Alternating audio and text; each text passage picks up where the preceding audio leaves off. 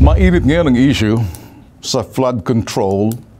Lahat naghahalungkatan, nagtuturuan, nagsisisihan. Pakinggan nyo na maigi, ha? Epekto lang ng problema nakikita natin ngayon.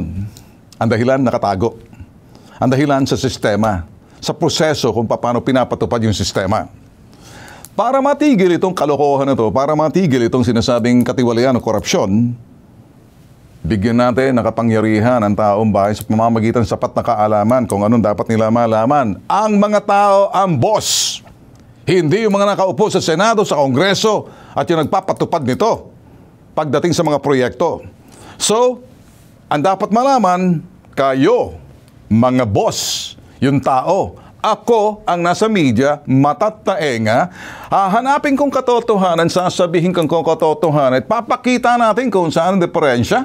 Kasi sinasabi natin dito, parang oversight function na itong ginagawa natin ngayon. Bitag Live 2.0. Umpisahan natin. Maraming maiingay. Turo dito, turo doon. Pag titingnan ninyo, sila Cyril naman involved eh. Wala tayong sasantuhin dito. So, para maintindihan ng lahat, narinig nyo na ba ang ibig sabihin ng BUB? Bottoms-up budgeting. Sa ibaba manggagaling. Yung mga sinasabing pinropose. Yung mga proyekto na dapat manggagaling sa ibaba, sa mga probinsya, sa mga rehiyon.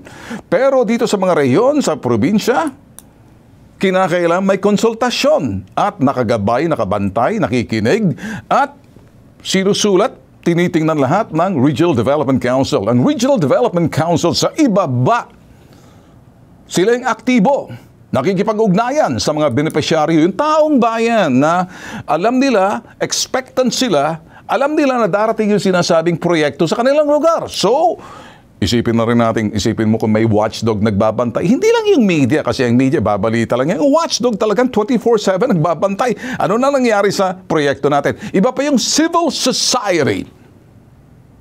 Ngayon, dito sa parting to, dapat malaman sa ibaba ng taong bayan ni Juan de la Cruz para maprubahan yung sinasabi mga proyekto, kinakailangan naka-align yan sa prioridad ng Pangulo. At hindi ko binibuild up dito ang Pangulo. Proseso ang pinakikita natin. Dahil ang tao ang boss dito. Hindi kung sino si congressman, si senador, o si contractor. Hindi. Ang tao, kayo, si Juan de la Cruz. Kapag nagkasundo na, naging pinal yung sinasabing consultation at itong mga proyektong gagawin para dito sa probinsya, sa rehiyon, na paggagabay ng sinasabing Regional Development Council, mula sa Regional Development Council, matapos makalap yung sinasabing mga pinopropose na proyekto, iaakit ngayon ng Regional Development Council sa bawat ahensya ng gobyerno, DPWH, DOH, DSWD. Ano pang mga departamentong dadaanan yan? Kasi kinalap yan, isusumite for development projects sa sinasabing National Expenditure Program or NEP. Sa Step 3, dahil dumaan na yan sa mga departamento, iakit ngayon yan sa sinasabing Department of Budget and Management kasi kinakalap lahat na mula sa mga ahensya ng pamahalaan na mula doon sa sinasabing Regional Development Council sa ibaba. Tapos itataas ngayon sa DBM, kakalap yan, isusumiti ngayon yan sa sinasabing budget deliberation para sa mga senador at congressman. Dito magkakaroon yan sinasabing budget deliberation. Marami nagsasabi, ako'y naniniwala na ang magic, yung mga hocus-pocus, yung mga modus, yung mga tinatago nila mga baho na sila lang nakakaalam. Yung sinasabing lihim ng Guadalupe, ilan lang nakakaalam, sila-sila lang. Dito nangyayari ang magic sa budget deliberation. O, kayo nakikinig ba kayo? Senador, mga congressman, nakikinig ba kayo? Ako magsasalita unfiltered, wala akong pakialam, kadugo ko, kaanak ko, kaibigan ko, kung sino ka man. Kung nakikinig kayo, alam ko naman may kaanak ako, may kaapelido ako sa Senado, 2, sa Kongreso, 2. At marami pa tayong kaibigan sa upper house and the lower house. Put your act together. Huwag kayong gagawa ng magic. Huwag kayong sisingit ng mga sinasabing insertion o mga pinapalitan ninyo, binabastardo ninyo. Binababoy ninyo yung sinasabing nanggagaling na proyektong, kumbaga, pinopropose ng sinasabing taong bayan sa ibaba. Pakikipag-consultation with the Regional Development Council, ginagabayan sila Kaya umabot na yan sa mga bawat ahensya, pataas ng DBM, again, para kung sirang plaka, paakyat na sa Senado at Kongreso dito sa budget deliberation. Dito nagkakagulo. Ngayon, maraming katanungan. Ano ba nangyari sa mga flood control? Bakit ang lalaki ng mga bilyones? Ako'y magsasabi sa inyo, I will be very honest, unfiltered. May lumapit po sa akin, ang kapal ng mukha. Ang sinabi sa akin, Boss Ben, alam ko marami kang contact. Magsasabi ako ngayon. Dahil marami kang contact, Boss Ben, madali dahil sa impluensya mo. 1 month ago, wala pang mag-i-issue to. Hindi pa lumulutang mga flood control. Hinihikayat ako, lumalapit sa akin, nililigawan ako, dahil kilala ko raw sa ganito. Kilala ko si ganyan. Mas madali dahil sa aking apelyido. At wag na natin ka-apelyido, si Bitag K. Malaking influensya mo. Ganon. So pinabayaan ko magsalita. Para mapiga ko ang kanya mga sinasabi. In short, hunti-hunti ko na siyang binibitag.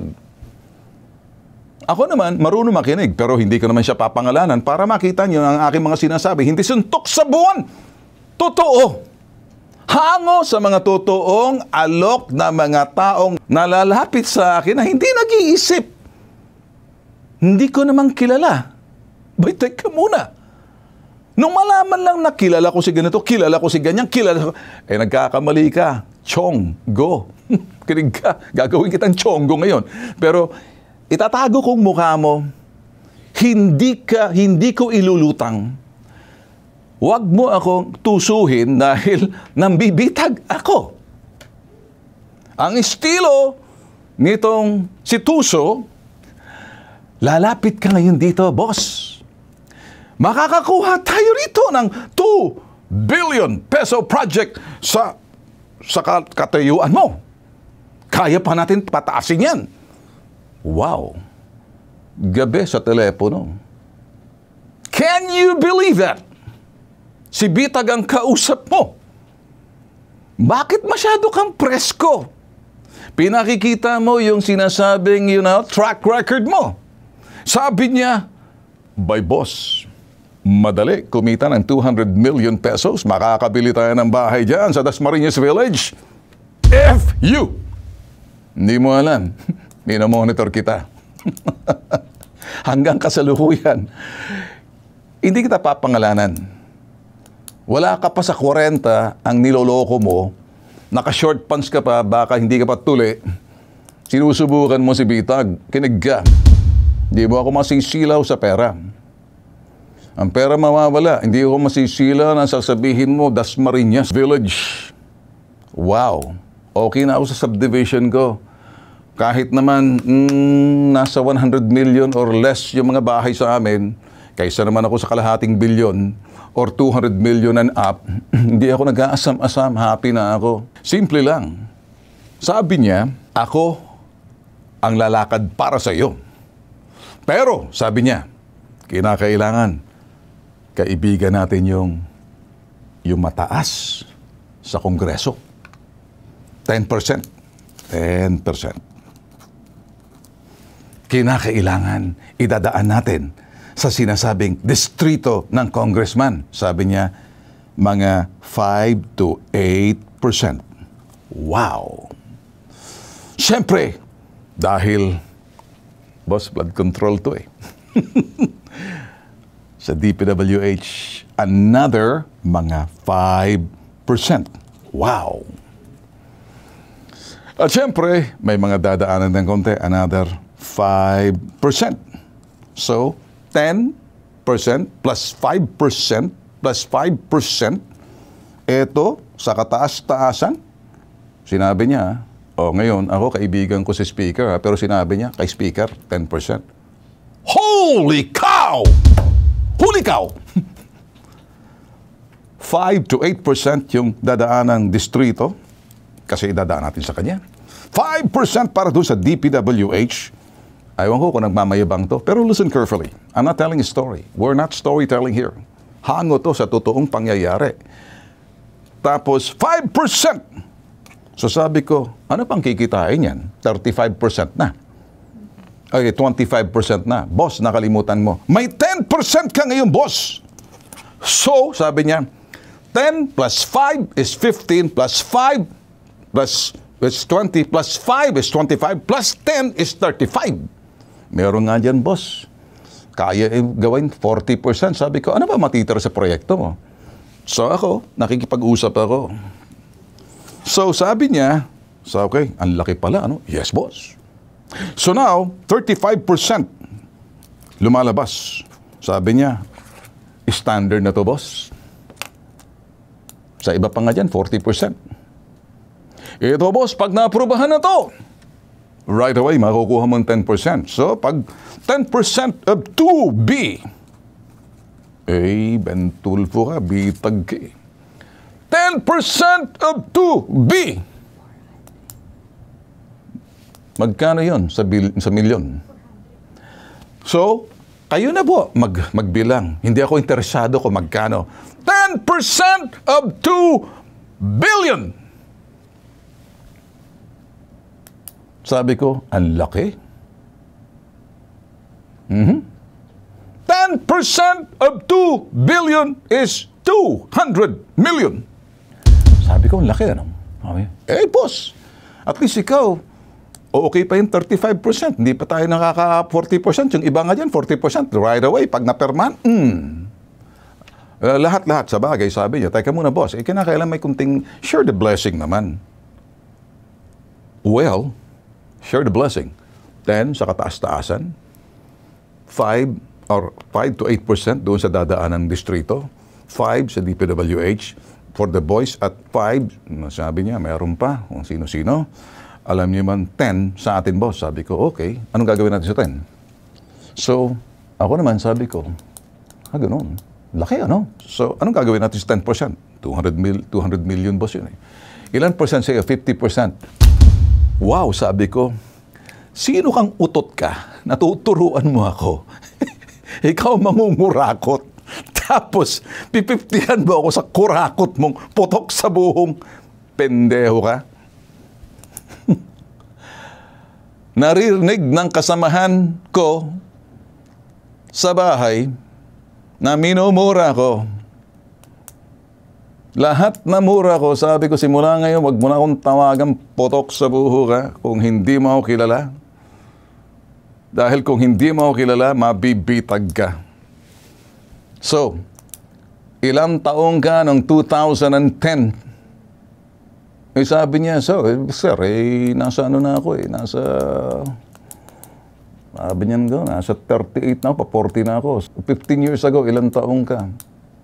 Ilang taong ka, alam ko na ang proseso ng mga ganyang sistema, kaya wag mo akong pinagluloko dahil di ko papatulan yan. End of story. After how many weeks? Eto na, lumabas na ang flood control. Kamakailan lamang, nag-inspeksyon ako sa naging epekto ng habagat ng bagyong Krising, Dante at Emong. Kitang-kita ko na maraming proyekto para sa flood control ay palpak at gumuho. At yung iba, guni-guni lang. Huwag na po tayo magkunwari. Alam naman ng buong madla na nagkakaraket sa mga proyekto.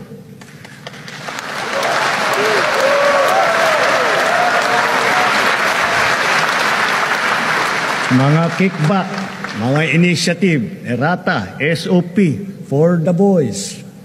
Kaya sa mga nakikipagsabwatan upang kunin ang pondo ng bayan at nakawin ang kinabukasan ng ating mga mamamayan, mahiya naman kayo sa inyong kapwa Pilipino.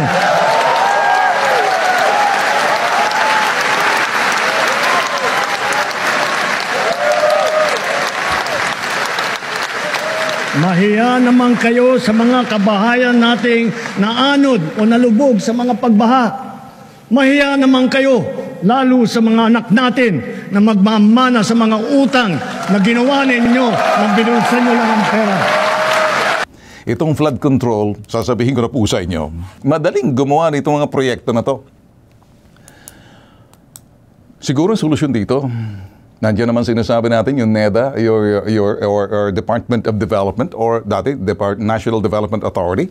Hindi pa kaya dapat mas maganda sinasabi may DOGE, Department of Government Efficiency, to see if the project really na-monitor kung efficiente ba yung proseso, sistema, kung efficiente ba ang paggamit ng sinasabing pera na pondo. Pero nakita ko, hindi efektibo yung sistema. Pero may kapangyarihan ng Pangulo. Ang katapat niyan, veto power. Ako'y naniniwala na ang magic, yung mga hocus-pocus, yung mga modus, yung mga tinatago nila mga baho na sila lang nakakaalam, yung sinasabing lihim ng Guadalupe, ilan lang nakakaalam, sila-sila lang. Dito nangyayari ang magic sa budget deliberation. O, kayo nakikinig ba kayo? Senador, mga congressman, nakikinig ba kayo? Ako magsasalita unfiltered, wala akong pakialam, kadugo ko, kaanak ko, kaibigan ko, kung sino ka man. Kung nakikinig kayo, alam ko naman may kaanak ako, may kaapelido ako sa Senado, dalawa, sa Kongreso, dalawa.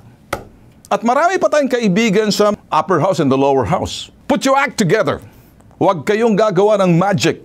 Huwag kayong sisingit ng mga sinasabing insertion o mga pinapalitan ninyo, binabastardo ninyo, binababoy ninyo yung sinasabing nanggagaling na proyektong, kumbaga, pinopropose ng sinasabing taong bayan sa ibaba. Pakikipag-consultation with the Regional Development Council, ginagabayan sila.